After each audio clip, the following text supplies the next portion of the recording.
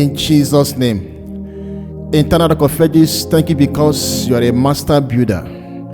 You call us to build in your vineyard. I ask that as many that are going to hear this message will rise up to build even the body of Christ in Jesus' name. Amen. Arise, let's build God's kingdom.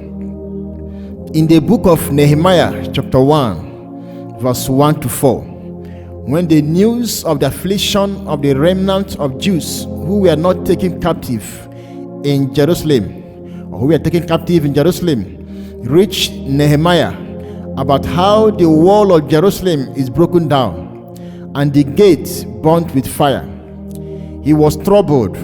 He wept and mourned for certain days, fasted and prayed. God, who said in his word that he looked for a man who will stand in the gap, Ezekiel chapter 22 verse 30, sees the heart of Nehemiah, and he used him to rebuild the wall of Jerusalem. In our days, by what is occurring, one will realize the wall of truth has been broken, and the gate of holiness and righteousness be burnt with fire, because of the wickedness that is going on in the world and allowed in many churches. By this, you will certainly know the kingdom of God is suffering great afflictions, while the kingdom of Satan is jubilating. Then, what have you done about it? Nehemiah fasted and prayed in his time. What have you done to show the people the way to heaven? Are you still wearing the whole armor of God, as in Ephesians chapter 6 verse 13? Or are you the type that is at ease in Zion? Amos chapter 6 verse 1. Are you still a watchman? Ezekiel chapter 33 1 to 9. Or has the pleasures of this world captured your soul? Our Lord Jesus cries for his soul trooping daily to hellfire, and you are the only one he has on earth to wipe his tears by doing whatever you can to save at least some people from entering that awful place called hellfire. 1 Corinthians chapter 9 verse 22. In Nehemiah chapter 3 1 to 10, people according to their talent, gift and abilities build the wall and the gate of Jerusalem. Now, what can you do to bring joy to heaven? What can you do to remove the attention of the people from focusing on this passing world to focus on heaven? If you are not blessed with wealth, to use it on these ways for God, to produce tracts, to buy holiness messages to share, to sponsor holiness works, to pay the transport fare of someone to church, to help the poor, then you can share tracts, visit the prisoners and hospitalize one. Go out for evangelism. Check around you. What is that thing you have that can help to propagate God's kingdom? Your car, house, time, position, or your business. Those people that come to you for business transaction, do you allow them to go back without a tract or word of God? If you know you can fast and pray, then use it to intercede for the church and the lost souls. Hold night vigils often. Will you keep quiet, and Satan will be using these false pastors and prophets with magic signs and wonders to deceive your generation with prosperity, success, breakthrough messages to the detriment of their soul? God forbid. Don't you know that Satan has taken about 99% of human race to hellfire? The 1% that remains, Jesus is battling for them to enter heaven. But Satan also wants to lay hold on them. Will you keep quiet and watch it happen? It is a collective responsibility. You have a part to play for the kingdom of God to prosper. Don't say Pastor Rika is there, Sister Linda is doing the work, or Pastor Kumuyi is preaching there.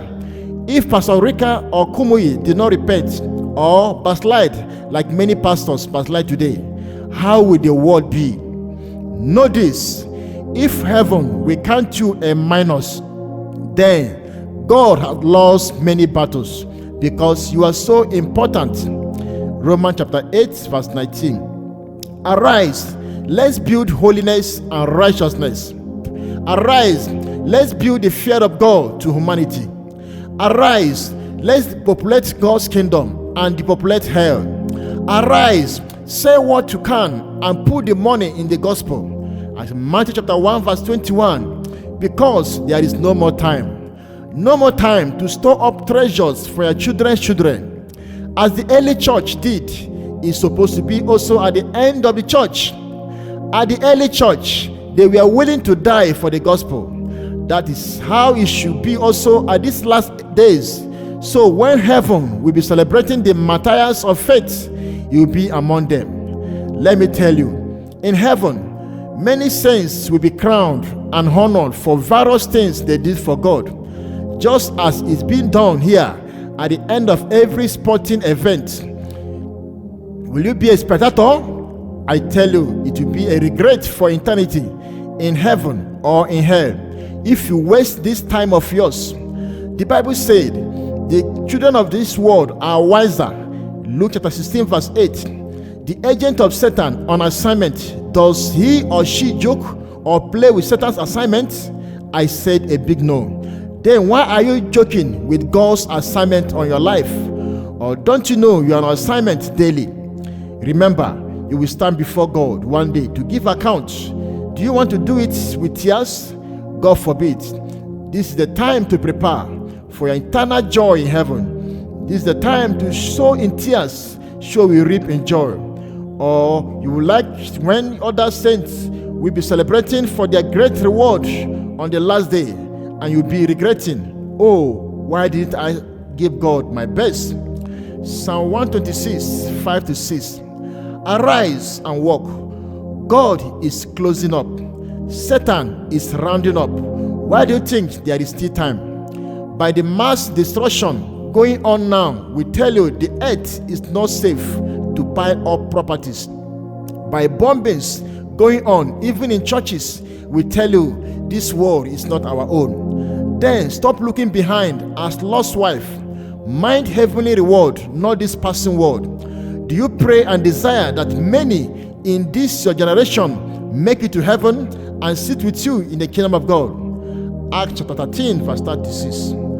Paul the apostle, who did mighty works for God, is regretting when he realized in heaven that he did not do all that God wanted him to do. That if he had known, he would have done more things for God. But you that have not done 1/4 of the things he suffered for God, what are you still doing, sitting at ease in Zion, watching the enemy triumphing over God's people? Even as God told Joshua in Joshua chapter 13, 1-4, that he is old, but there are yet more land to possess. So look around you. You will see that there are a lot of things you have not done. A lot of prayers to pray to possess the gate of the enemy. A lot of height to go in God, for God to use you to give much pain to the devil. A lot, I say. Arise, let's build. That your neighbor that is not a believer, are you thinking of how to bring him to the true way? If any sinner can repent today, he might be another Apostle Paul of our time, and all the great things he would do for God on earth. You that labor for his soul will be a partaker from his reward. If that unbeliever can give his life to Jesus by your constant prayer, as in Luke chapter 18, 1-8, he might be another Kumuyi. So be a soul hunter. Have you considered building your mansion and finishing it? Or do you want to live in a warehouse in heaven? Because some of those holy Christians who did not do much work for God, including aborted children before their death, did not have their own mansions in heaven. They will squat with others in a hall. So what are you doing to build and finish up your mansion in heaven? These are ways to build it. When you spend your money for the gospel or go out for evangelism and share tracts, that is what Jesus loved most. So it attracts a great reward. When you visit the sick, the prisoners, the motherless babies' home, then you are sending a building materials to your mansions in heaven. When you spend an hour or more to read the Bible daily, or you can give God praises daily, oh, what a reward you will receive both here and in heaven. When you give gift to your pastor, help the poor believers, or pay the transport fare of a believer to come to church to hear the word of God. If it is a holy church, what a precious building materials you'll be sending to build your home in heaven. When you visit and encourage a backslider, pray for the lost souls, hold night vigils while others are enjoying their sleep. Then you are ensuring your heavenly mansion is on the increase. When you endure insults for preaching the gospel, dressing holy, or sharing tracts, then know that angels are busy lifting up your building in heaven. According to Revelation, there are 4 people who have the biggest and most beautiful mansions in heaven: the American evangelist D.I. Moody, British pastor, and John Wesley, an Italian evangelist, and Korea pastor Choi Gon. Noon, these 4 have spent their whole lives evangelizing to people, even to up to the time of their death. Then why are you wasting your precious time looking for the things of this world that doesn't last? Why not stand up for Jesus, knowing that your labor will not be in vain? But be warned, there is difference between anointing and holiness. You are working tirelessly for God does not give you access to heaven. If it is so, where is Bimbo Odukoya? Where is Bishop Idahosa? Where is Miles Muro? Revelation has confirmed that these ministers did not make it to heaven. So don't joke with holiness and righteousness. Listen to the message of Pastor Paul Reka on the difference between anointing and holiness. Examine yourself if your name is in the book of life. Have you done your restitution as in Luke chapter 19 verse 8, Ezekiel chapter 33 verse 15? Do you have all the fruits of the Holy Spirit that is in Galatians chapter 5 verse 22 to 23?